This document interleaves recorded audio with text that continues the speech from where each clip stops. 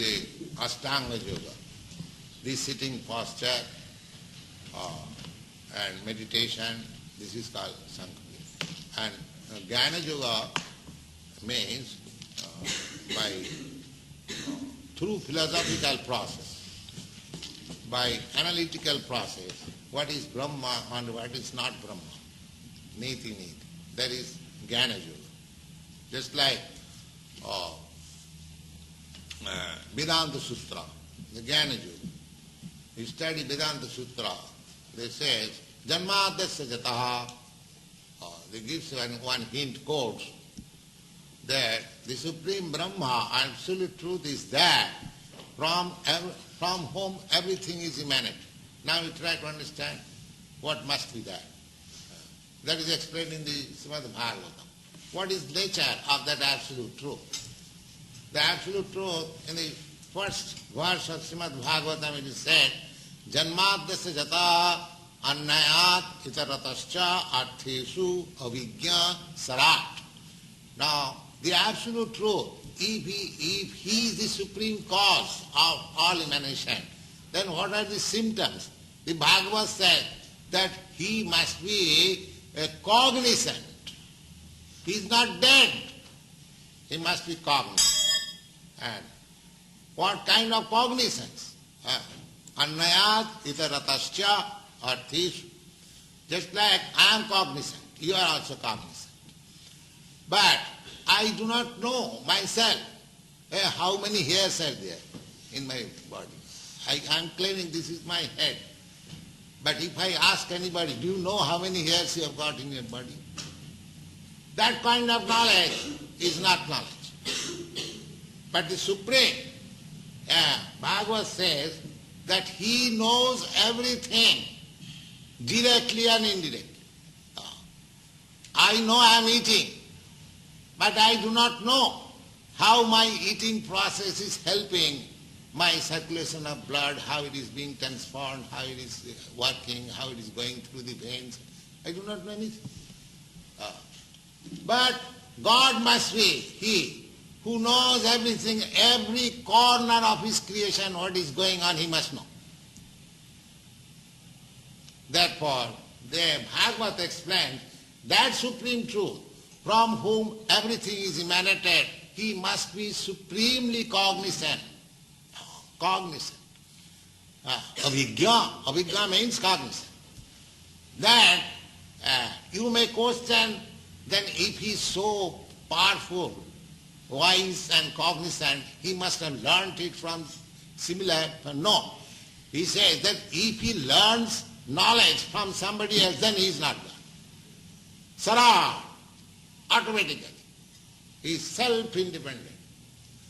This is the Jnana Yoga. To study what is in nature by just analyze what should be the nature of the Supreme from whom everything is emanated. That is explained in the Srimad Bhagavatam. Therefore, Srimad Bhagavatam is the supreme Jnana Yoga and Bhakti Yoga combined. Yes.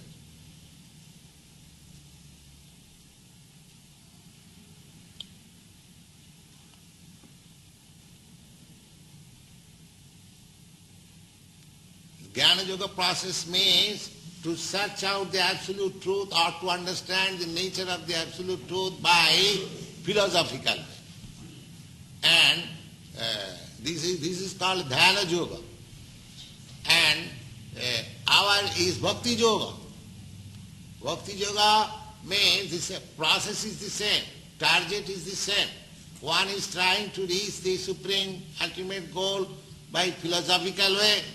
One is trying to concentrate his mind on the Supreme, and the other, the bhaktas, they are simply engaging themselves to serve the Supreme Lord, so He reveals.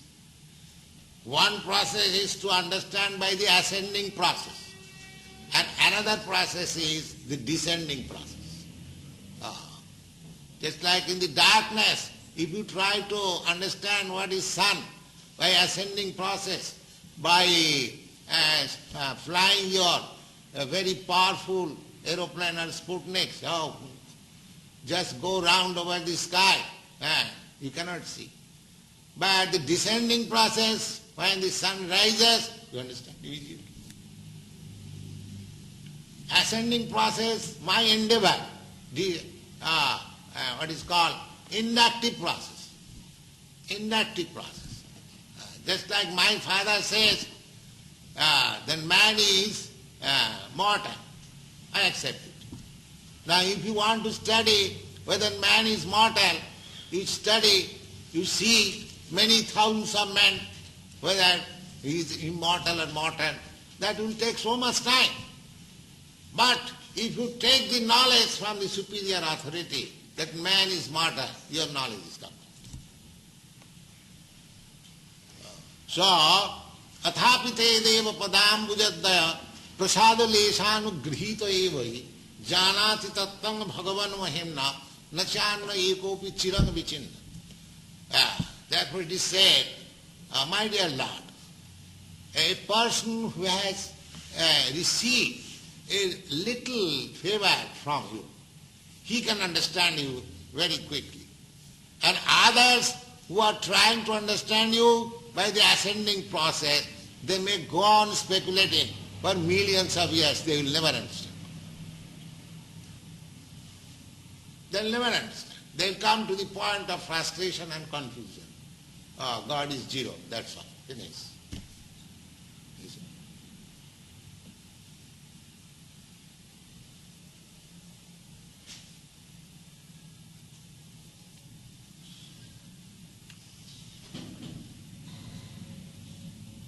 If God is zero, then how from zero so many, figures coming out? God is zero. Then Bhagavad says there, Vedanta says, Janmadasya. Everything is generated from the Supreme. Now you have to study how it is generated. That is also explained. What is the way, what is the process, how to know it. This is Vedanta Sutra. The Vedanta means the ultimate knowledge. Veda means knowledge. And Anta means ultimate. So Vedanta means the ultimate knowledge. The ultimate knowledge is the Supreme Law.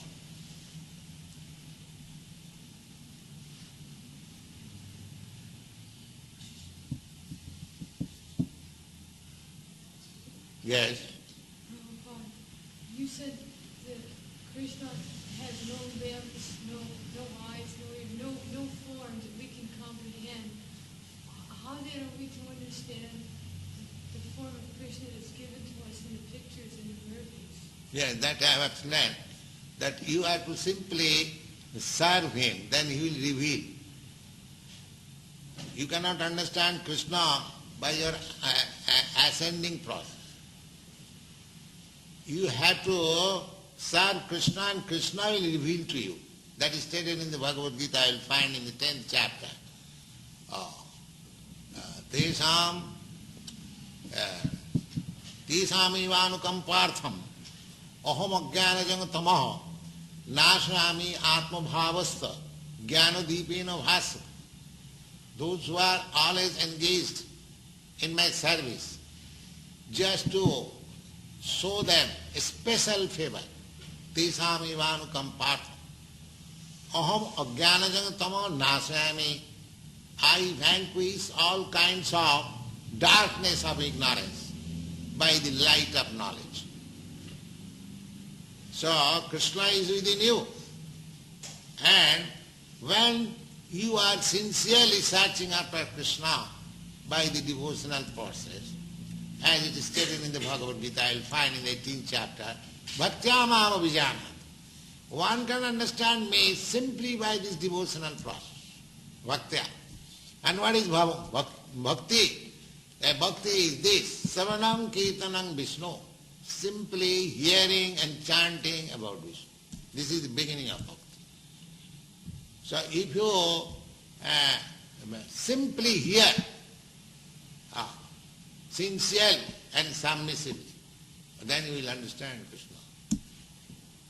Krishna will reveal to you. The Savanam, Kirtanam, Vishnu, Smaranam, Padasevanam, Archanam, Bandhanam, Dasam, there are different 9 kinds of varieties. So, bandhanam, offering prayers, that is also bhakti. Savanam, to hear about it, just like we are hearing about Krishna from this Bhagavad Gita. Chanting about His glory, Hare Krishna. This is the beginning. Savanam Kirtana, Vishnu. Vishnu means everything is Vishnu. The meditation is Vishnu. The bhakti is Vishnu. Not without Vishnu. And Krishna is the original form of Vishnu. Krishna is Bhagavan Swayam, the original form of the Supreme Personality of God. So, if we follow this process, then we will be able to understand without any doubt. 13 and 14.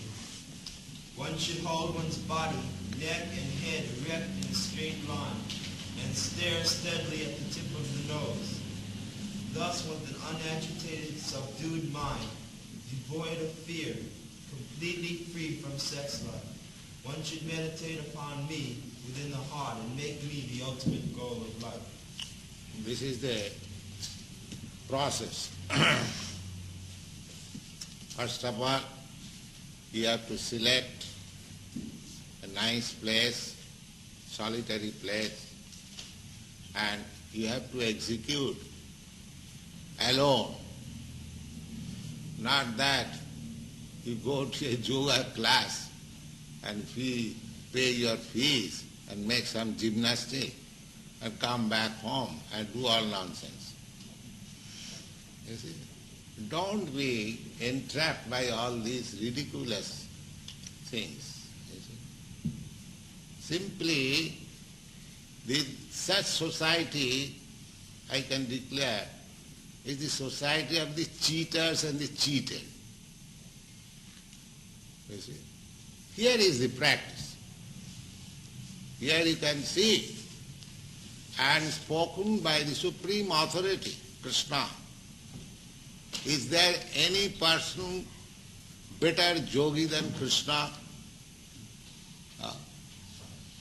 Here is the authoritative statement that you have to practice like this. Now, one should hold one's body. First of all, you have to select your place, holy place, alone, and special seat. Then you have to sit straight like this. One should hold one's body, neck and head erect, a straight line. This is the yoga process. These things help to concentrate the mind. That's all. But the real purpose of yoga is to keep Krishna always within yourself.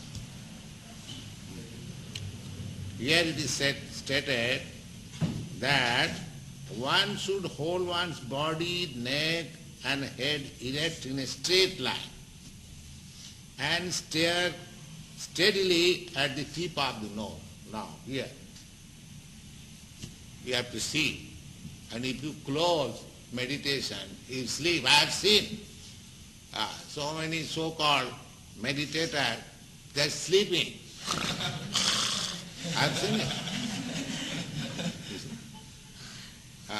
Because as soon as you close your eyes, it is natural that you feel sleepy.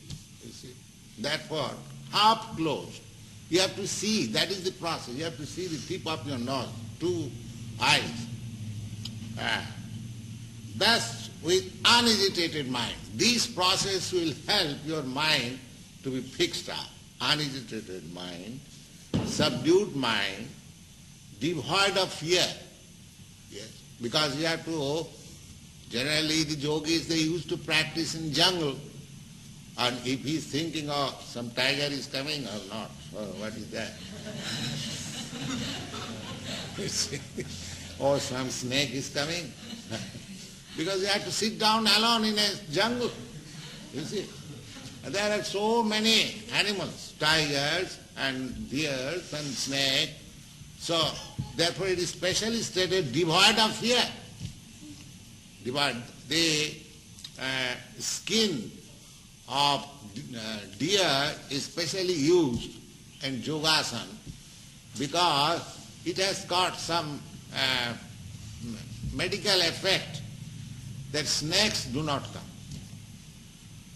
If you sit down on that particular skin, the snakes and reptiles will not come there. That is the purpose. You will not be disturbed.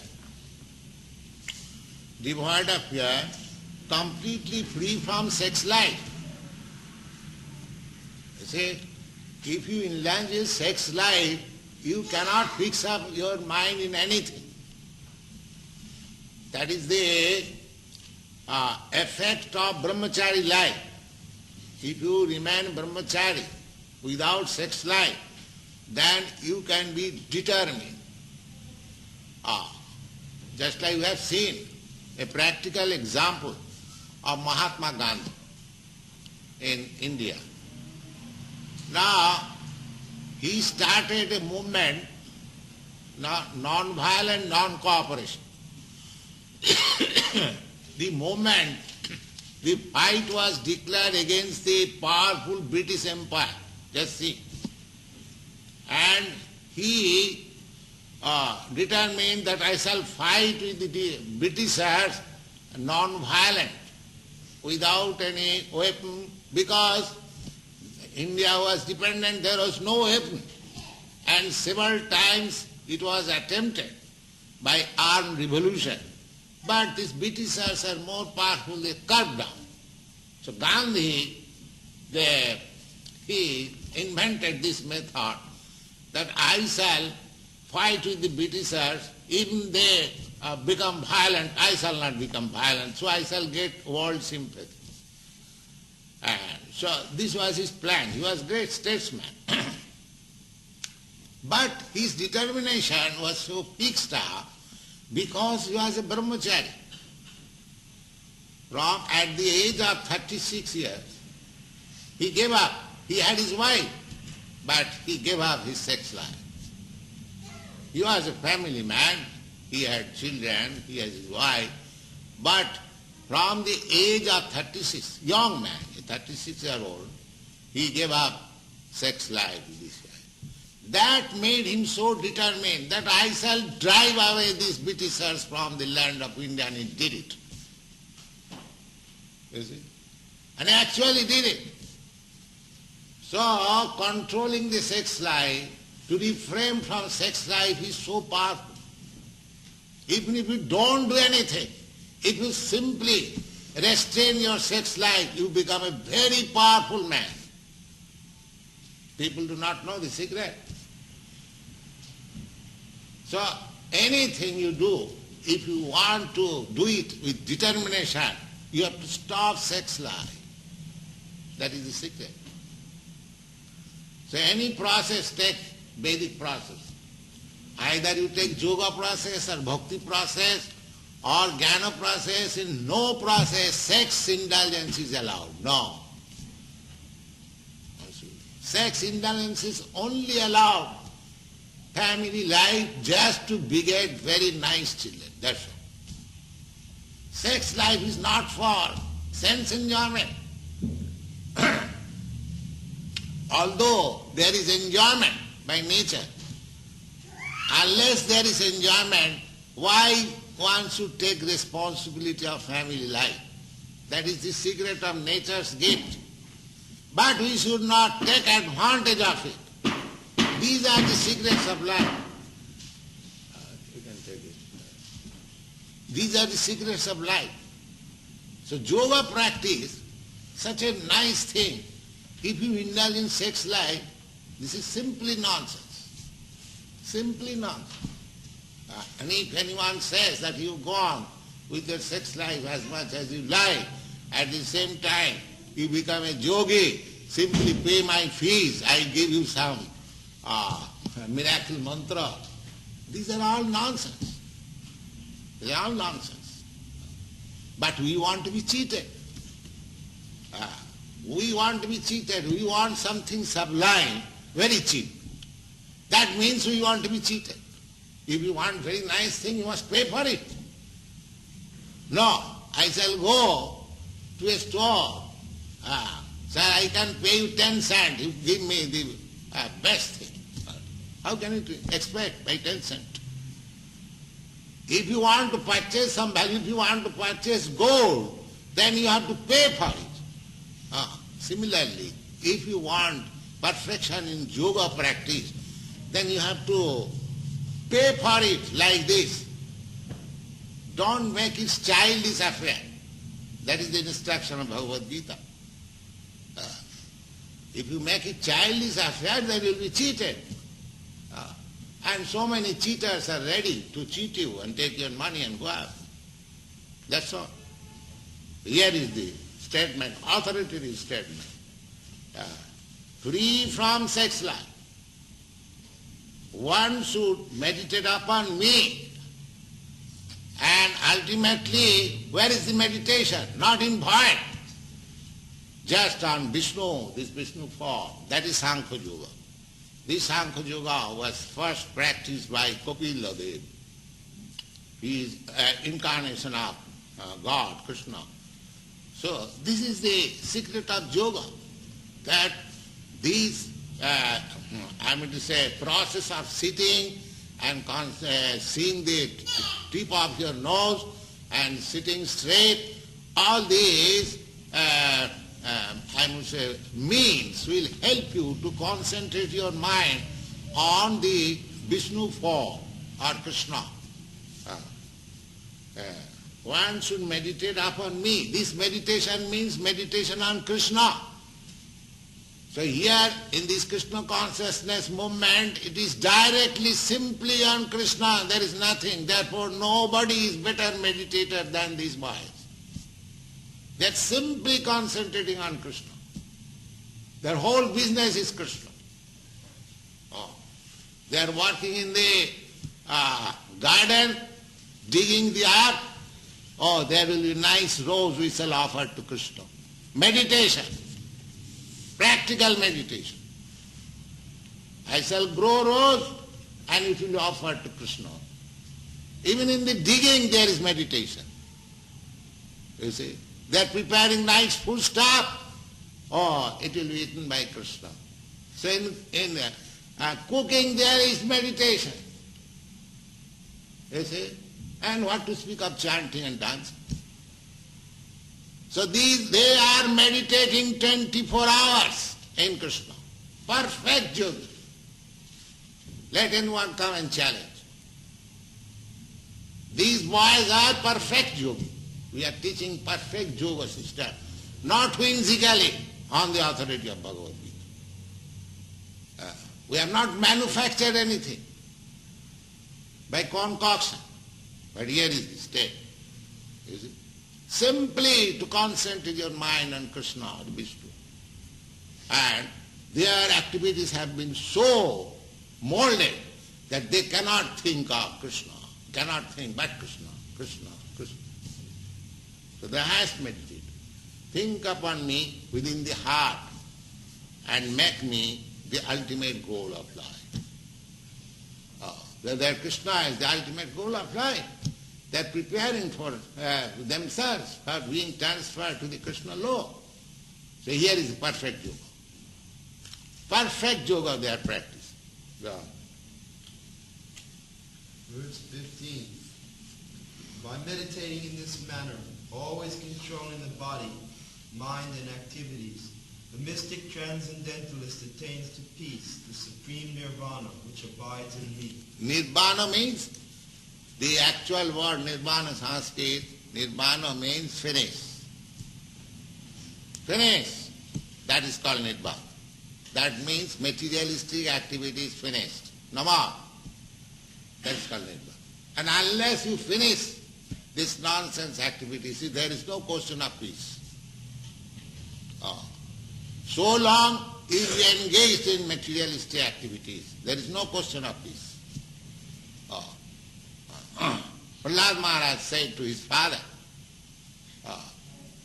Tassadu manne suravajjadehinam sada samadhumaka dhyam asad graha. His father asked him, my dear boy, you are being educated, a small boy, 5 years old, father is always affectionate. And he was asking, my dear boy, what you have learned, best thing till now? Oh, immediately, yes, father, I said, tell you, the best thing. What is that?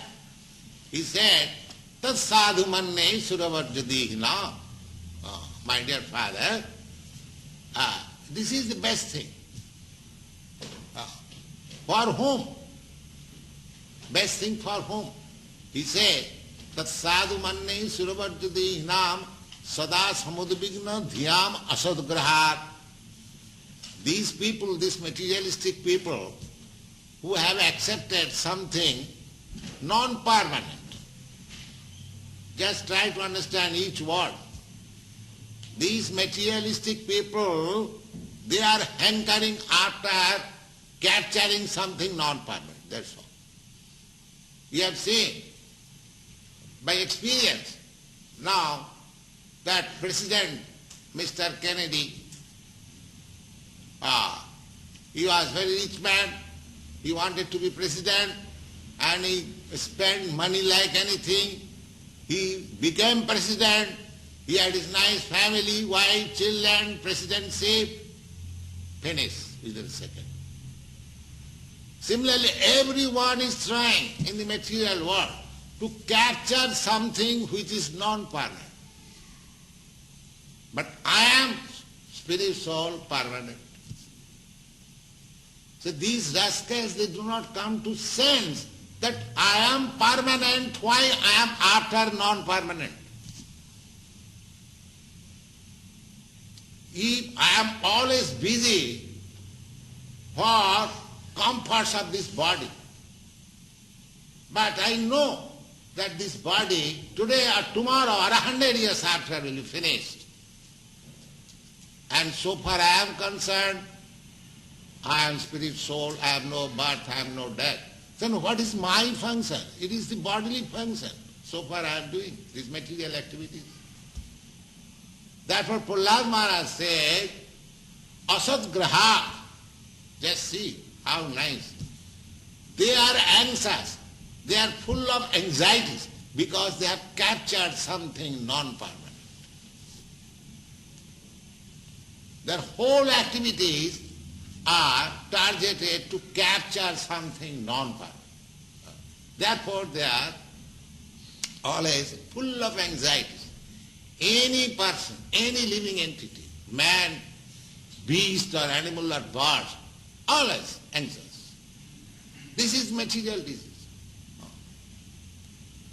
So, if you are always full of anxieties, where there is question of peace, I go in the street and say, beware of dog. They are living in a very nice house, but full of anxieties. Somebody may not come. Let there be dog. You see, beware of dog. No trespassers. That means, although living in a nice cottage, very nice, but full of anxieties. Full of anxieties. Sitting in an office, very nice, good salary, always thinking, I may not lose this office. You see? American nation, very rich nation, very defense force, everything, always anxious. These Vietnamese may not come here. You see? So who is free from anxiety? Therefore, the conclusion is, if you want peace without anxieties, then you have to come to the Krishna consciousness. There is no other alternative. It is practical. Just try to understand. Therefore here it is said, by meditating in this manner, by meditating upon me, Krishna, always controlling the body. The first control is tongue. And the next control is the genital. Then you control everything. You give your tongue engagement for chanting and eating Krishna Prasad. It is control. Finished. And as soon as your tongue is controlled, immediately your stomach is controlled, immediately next your genital is controlled. Simple thing. Controlling the body.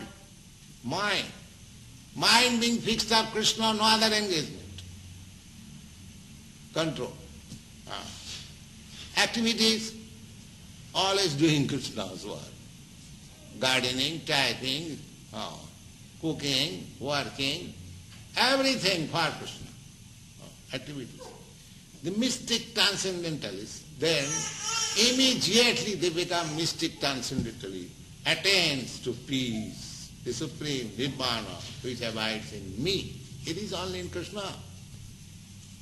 You cannot find out peace outside Krishna activities, outside Krishna consciousness. That is not possible. Go on. Purport. The ultimate goal in practicing yoga is now clearly explained. Now clearly explained. What is the purpose of yoga? They are very much proud of becoming yogi and attending yoga society and this and that, meditation. But here is the yoga practice. Clearly explained. Yoga practice is not meant for attaining any kind of material facility. It is to enable the cessation of all material existence. So long you will require some material facilities. You will get material facilities, but that is not solution of the problems of your life. Material facilities, I think, you American boys and girls, you have got material facilities better than any other nation, at least better than India. That I can say by my experience. And I have traveled so many countries, in Japan also I have seen, but still you are better positioned. But do you think you have attained peace? Can any one of you say, yes, I am completely in peace? Then why the youngsters are so much frustrated and confused? So long we shall utilize this yoga practice, this practice for some material facilities, there is no question of peace.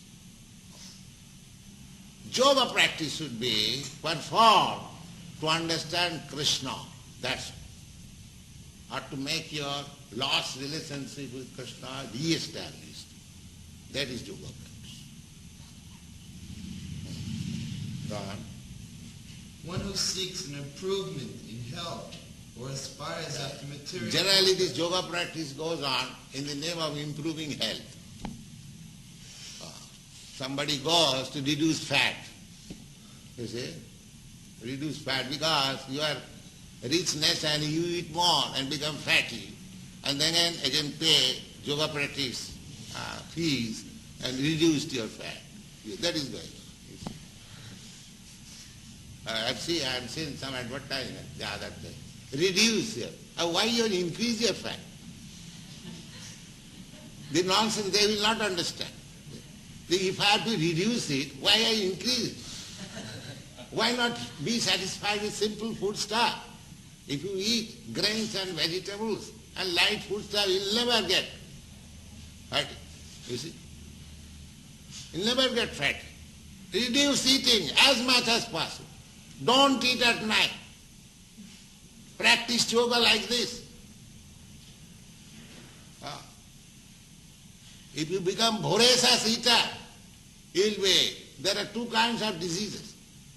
The voracious eaters, they are attacked with diabetes, and those who cannot eat sufficiently, they are tuberculosis. So you cannot eat more or you cannot eat less. You just eat what you require. If you eat more, then you must be diseased. And if you eat less, you must be diseased. That will be explained. Yuktahara viharascha yoga bhavati siddhita. You are not to starve, but don't eat more. Our program, Krishna Prasadam, is that you eat Krishna Prasadam. Eating is required. You have to keep your body fit for any practice.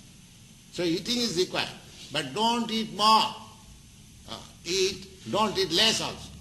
You don't say that you eat less. If you can eat 10 pounds, eat. But if you cannot eat 10 pounds out of avarice, out of this greediness, if you eat 10 pounds, then you will suffer. You see?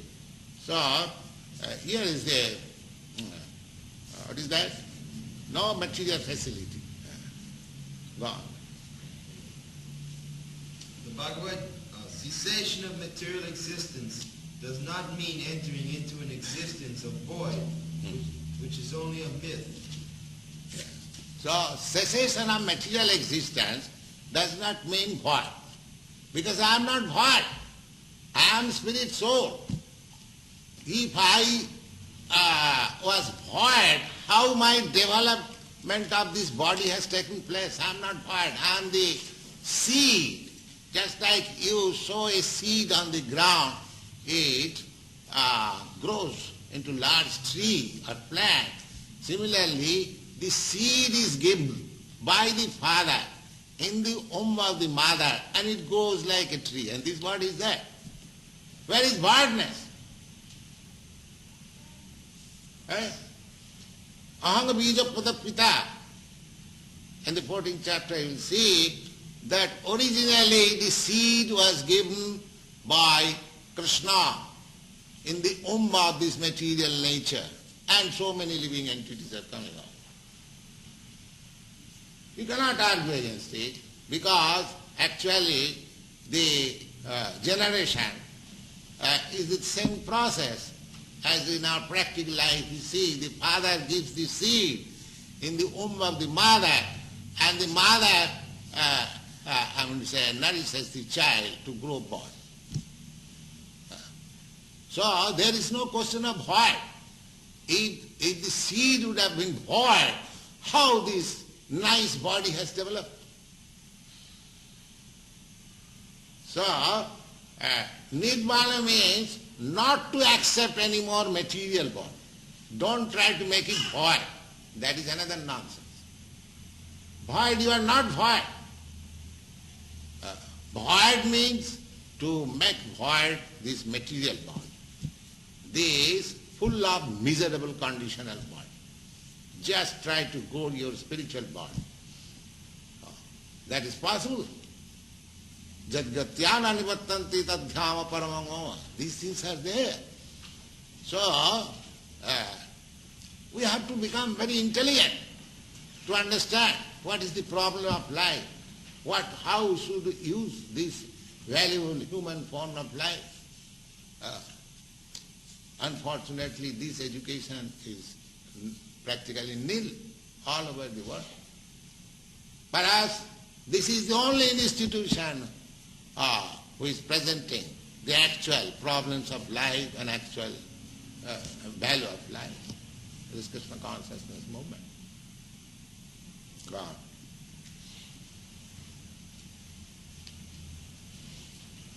There is no void anywhere within the creation of the Lord. Rather, the cessation of material... Void, you see anywhere. Even within the ground, within the earth, you will not see anything void. On the earth, there is no void. In the sky, there is no void. In the air, there is no void.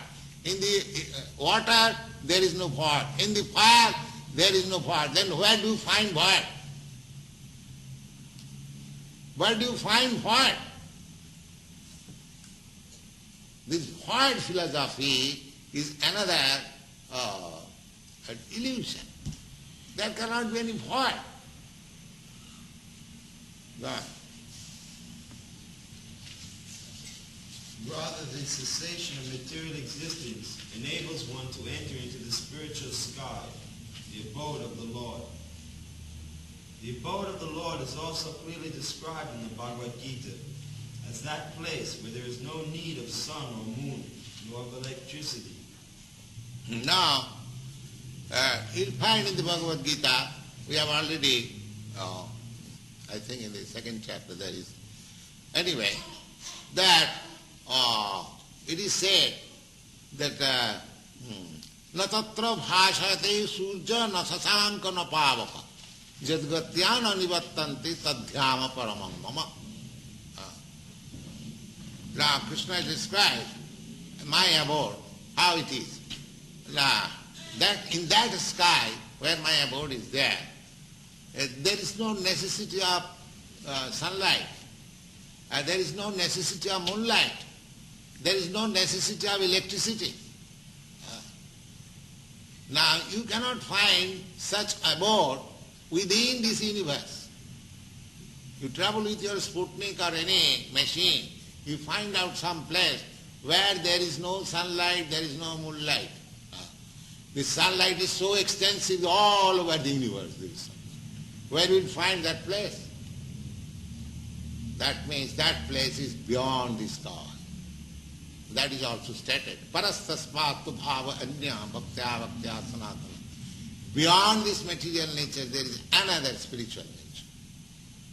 So we do not know what is the formation of this material nature and what to know about the spiritual nature. Then you have to hear from Krishna, he lives there. Otherwise you remain nonsense all your life. Here is the information. How can you know which you cannot reach, cannot know, your senses are so imperfect? How can you know? Simply you have to hear. Just like you have to hear about your father from the mother, there is no other way. The father certifies, mother certifies, here is your father, you have to accept. You cannot make any experiment beyond your means. Similarly, if you want to learn about the spiritual sky and God's kingdom, then you have simply hear from the authority. There is no question of experimental knowledge. Simply hearing. So, hearing means just like you have to believe some gentleman as your father, hearing from the authority of your mother. Simply from the Vedic literature, which is accepted as the mother, authority of mother, knowledge. Mother authority. Veda Mata, it is called Veda Mata. Veda means knowledge, and it is received from the mother. So, Veda Mata, the knowledge mother, you have to know what is Krishna. And here Krishna is personally explaining. So you have to believe it. Then you get the knowledge. Otherwise there is no possibility.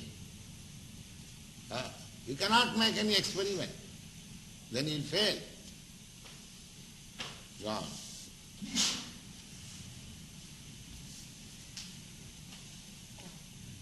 All the planets in the spiritual kingdom are self-illuminated like the sun in the material sky. Because here, this planet, this earthly planet, is not illuminating. Therefore you require the illumination by the sun, by electricity, by moon. But there the planet, the Krishna is self-effulgent. His planet is also self. One example is this sun. Sun is the self-illuminating planet. If in the material world there is possibility of this illuminating planet, what to speak of the spiritual world? All the planets they are illuminating. Self-illuminated.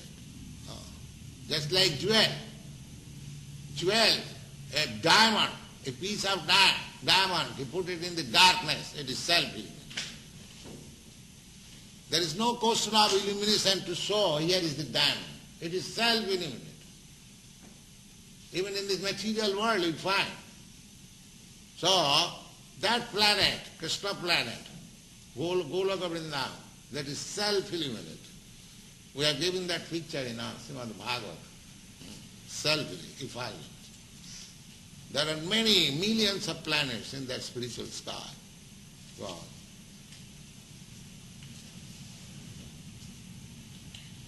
The kingdom of God is everywhere, but the spiritual sky and the planets thereof are called Param Dhamma, or superior abodes. Yes.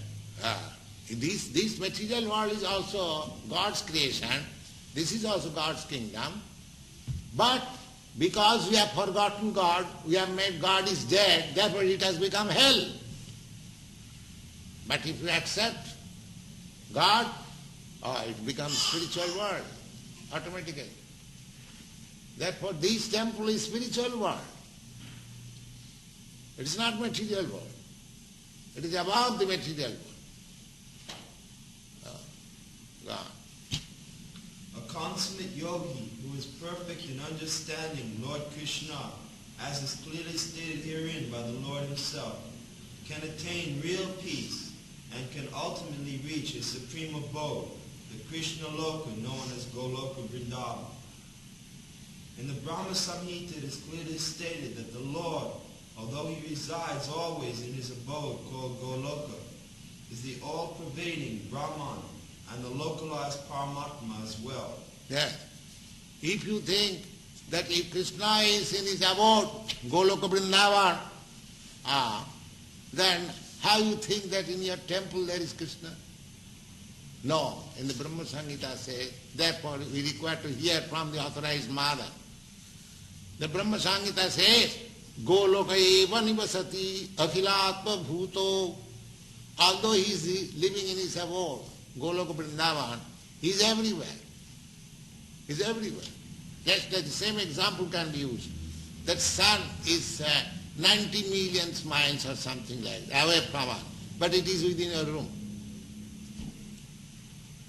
Otherwise, how you say, sunlight is here. So if sun can penetrate within your room, cannot Krishna penetrate within your heart and room and every corner? It's so useless. He is everywhere. But you have to realize how he is everywhere. God. Nobody can reach the spiritual sky or enter into the eternal abode of the Lord without the proper understanding of Krishna and his plenary expansion, Vishnu. Therefore, a person working in Krishna consciousness is the perfect yogi because his mind is always absorbed in Krishna's activities. In the Vedas also we learn, one can overcome the path of birth and death only by understanding the Supreme Personality of Godhead. In other words, perfection of the yoga system is the attainment of freedom from material existence and not some magical jugglery or gymnastic feats to befool innocent people. Thank you.